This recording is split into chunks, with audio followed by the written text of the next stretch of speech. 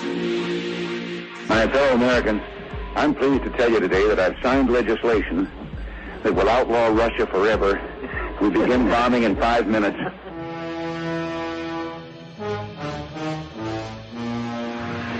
It is essential that our team learns to work with our new recruit, not against him. I'm a geek, walking down the street. Check the computer. The mainframe computer. I access the mainframe. At the end of this day, one shall stand, one shall fall. Time to find out. Welcome to Basically a Geek Show. Here are your hosts, Mike and Jack. Welcome, ladies and gentlemen, to episode 31 of Basically a Geek Show. I'm Mike. With me, as always, is Jack. I may never sleep again. And we're going to start right out of the gate with some superhero movie news. We talked a few shows ago about The Rock being cast as Shazam. Shazam! Turns out those reports were premature.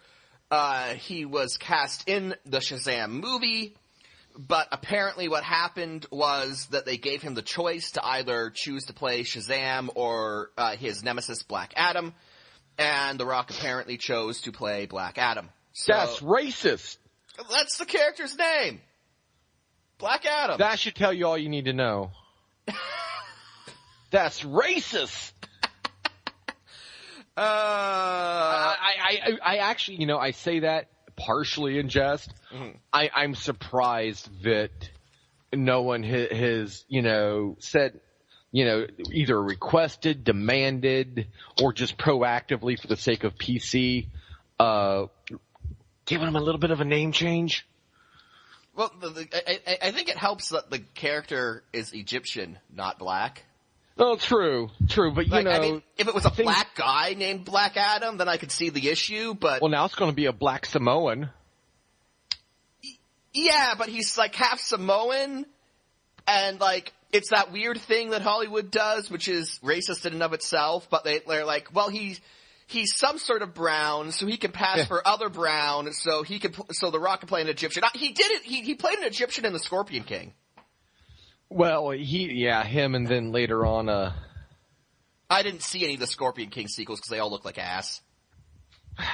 The Scorpion King itself wasn't all that great. I mean, exactly. That CGI of The Rock at the end looked like something out of a fucking PS2 game.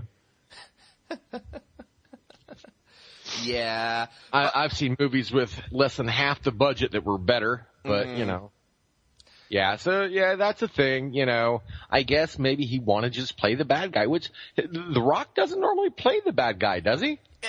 Not in his acting career, but I can tell you, as a wrestler, a lot of fans are of the opinion that The Rock's best work as a pro wrestler was when he played a heel.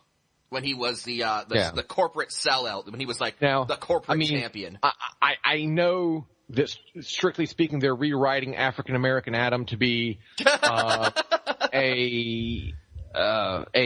quote unquote corrupted anti-hero. I mean, I get it. So I guess like Batman on a bad day or something. I don't know. That just tells me that they're doing it they're just gonna try to give him some death beyond raw evil. Yeah, I mean, they're going to give him some kind of tortured backstory or something. Oh, I bet you they're going to do the Kratos thing. I bet you he's going to be fucking Kratos. Oh. Which, I mean, that would be pretty cool, because Kratos is badass, but... Really? Yeah, what's wrong with Kratos? I don't have a problem with Kratos. It just seems like... Kratos just seems like what you'd get if Michael Bay directed a movie about ancient mythology. Exactly.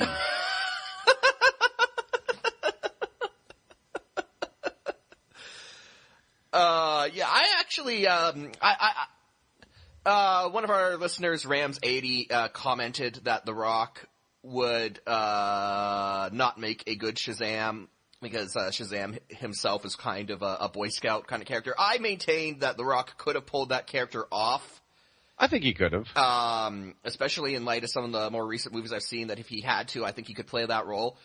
But I'm not going to lie, I think it's a better casting choice for Black Adam because, again, just coming from the point of view of a wrestling fan, The Rock was always sort of had more of a charismatic charm. Maybe when he wasn't necessarily being a bad guy as a wrestler, but when he was sort of riding the line between a good guy and a bad guy. The Rock was always kind of at his most entertaining then. And if they want to do a sort of anti-hero thing with him, this is a good casting choice, kind of a good direction to go in, because part of The Rock's problem when he was trying to be the bad guy was that he was so entertaining that fans ended up cheering him anyway. So then they just had to go make him a good guy.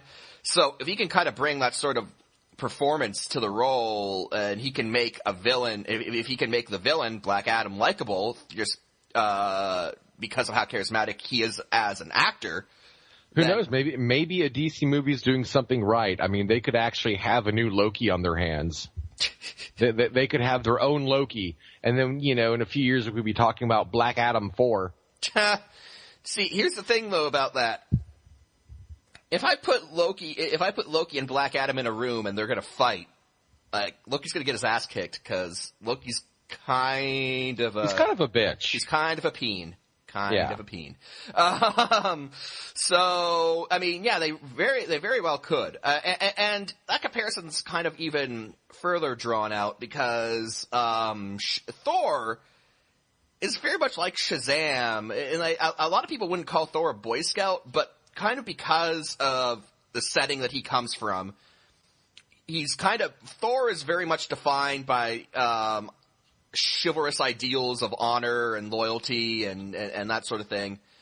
And so Thor's kind of more upstanding, whereas Loki's kind of got a bit of like the whole chaotic thing going on. And that's really the same dynamic we have here. Shazam, you could argue is more of a Boy Scout than Superman is. And then you've got Black Adam, which with the right actor and right writing could really be a kind of chaotic anti-hero. The formula is very much there. Like the possibility to kind of replicate that is there. And because, The Rock looks nothing like Tom Hiddleston, I don't think you'd get very many people crying copycat on it, just because the visual disparity between the two actors, unless they were just really blatant in how they wrote the script and that it was a blatant ripoff, which I don't think it would be. I think they're safe from that. I like the casting choice, although now I'm curious to see who they get to play Shazam, because a lot of the success of this is going to hinge on who they get to play Shazam and how that person's chemistry is with The Rock. So. Yeah, I mean, I'm sure we'll hear something about that pretty soon since they've cast a villain. I'm sure they had a short list. Mm-hmm. So that should be coming up pretty soon, I would imagine. But yeah, I mean, this interests me enough Shazam himself, frankly, I don't have any patience for Mary Sue characters. I really don't. I've always been like, even when I was a kid, I guess maybe G1 Optimus Prime would be the closest I ever came. The thing about G1 Optimus Prime is, and what a lot of people forget about G1 Optimus Prime, is that G1 Optimus Prime had an edge to him. He wasn't a goody. I mean, he had a very strong moral code, and he stuck to that more times than he didn't. You're nothing but junk, Megatron. But yeah, no, Optimus Prime was not above trash talking. Optimus Prime was not above completely disrespecting his opponents. What did he say when that big game hunter captured Blitzwing and Astro Train? It was like, what do you know? A booby trap that actually catches boobies. Optimus Prime said boobies. Yeah, I know, right? Yeah. When I rewatched G1 a couple years ago, I laughed my ass off. I'm like, oh, Optimus Prime said boobies. So, mature moments. Indeed. So, Optimus Prime, a lot of people say that he was kind of a bland character. I'd actually argue that Optimus Prime really only became bland in Prime when, the writing for that was so lukewarm when it came to Prime, when it actually came to Optimus the character. Yeah. Optimus Prime at G1 had an edge to him. He wasn't afraid to get down dirty. You had, and then you have War for Cybertron. Okay, well, it's really funny. The War/Fall for Cybertron Optimus and the Transformers Prime Optimus are two separate attempts to try to reinvent G1 Prime. I think the Transformers Prime show failed. They made him too boring.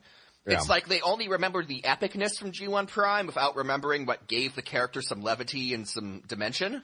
Right, exactly, yeah. Whereas I think the video game series, the War for Cybertron, Fall for Cybertron, Fall of Cybertron game series, really managed to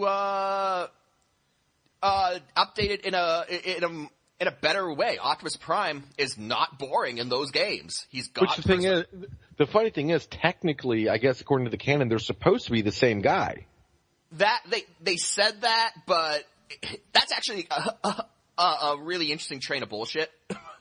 See, when High Moon Studios made the first War for Cybertron game, they originally imagined it as a prequel video game to the G1 cartoon. And Hasbro at that same time was working on the show Transformers Prime. So High Moon makes this game, which is basically a love letter to G1. And then Hasbro's like, wait a minute, I smell marketing opportunities. And then they came up with this whole thing where it's like, the video games are in continuity with Prime, even though the characters look completely different. Yeah. Voice actors change. Peter Cullen's the only consistent voice actor. He plays Prime in the video games, he plays Prime in Prime. But Megatron, Ratchet, everyone else, any other characters that are shared between the two have completely different voice actors. The art style is completely different. The video games are more of an updated G1, whereas the TV show Prime is like an animated version of the Bay movies. Yeah, more or less. So, they are technically the same character. It is technically the same continuity, but I'm throwing a red flag on that. Penalty on the play. Penalty on the play. But so yeah, we do have some other new movie news. The Batmobile for the new. We kind of got a brief glimpse of it when they released those shots, the first shots of Ben Affleck in the Batsuit. He was standing in front of the Batmobile, and we kind of got a glimpse of it. But for the first time, we were given a full-on depiction of the of what the Batmobile is going to be in this movie. And I'm curious to hear your thoughts on this. God damn it. That's not a very good sign. It's quite obvious that it drew heavy inspiration from, the Batmobile from the Nolan trilogy. The Tumbler, yes. Yeah. If you're going to emulate that, in that trilogy in any way, why pick the Batmobile? Why waste your Nolan card on the Batmobile? You couldn't waste your Nolan card on a good story. Yeah, or, or competent director. Or dump trucks full of money brought up to Christian Bale's house until he signs a fucking contract. Until he agrees to do it in your movie and not have it be terrible. Right, or a suit that actually has fucking ears on it. I mean, it looks like... To me, here's what it looks like. It looks to me like they're like, well, people really like the Nolan trilogy, and that had, the Tumbler, which was basically a giant tank. And the Bat Tank, pretty much. The Bat Tank, pretty much, yeah. And then someone else was like, well, but I think we should go for a more classic-looking Batmobile. And then those people got into a giant argument, and then suddenly, the guy in the art department was like, fine, I'll just draw it to make both of you happy.